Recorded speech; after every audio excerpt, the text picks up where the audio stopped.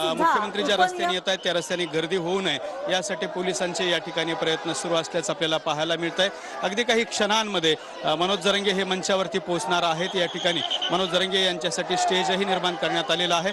मंचावरती पोहोचल्याबरोबर मनोज जरंगे हे उपस्थित लोकांना संवाद साधायला सुरुवात करणार आहेत। आता आपण बघू शकताय की अगदी शिवाजी महाराजांच्या पुतळ्याच्या अगदी जवळ मनोज जरंगे आहेत। चौकामध्ये चारही बाजूने प्रचंड गर्दी झालेली आहे।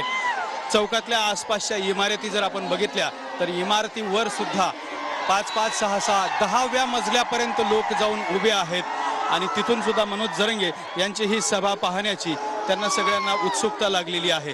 खरं तर हा मराठा समाजाच्या आयुष्यातला सुवर्ण दिवस आहे आणि या सुवर्ण दिवसाची वाट मराठा समाज गेल्या 75 वर्षापासून पाहत होता। या ठिकाणी काही महिला भगिनी आलेल्या आहेत ज्यांचं औक्षण मनोज जरंगे यांचं औक्षण त्या करताना आपल्याला पाहायला मिळत आहेत। खरं तर आंतरवालीपासून मुंबईपर्यंत प्रवास करताना वाटेत अनेक वेळेला या सगळ्या महिला माय माऊल्यांनी मनोज जरंगे यांचं औक्षण केलेलं आहे, ओवाळणी केलेली आहे।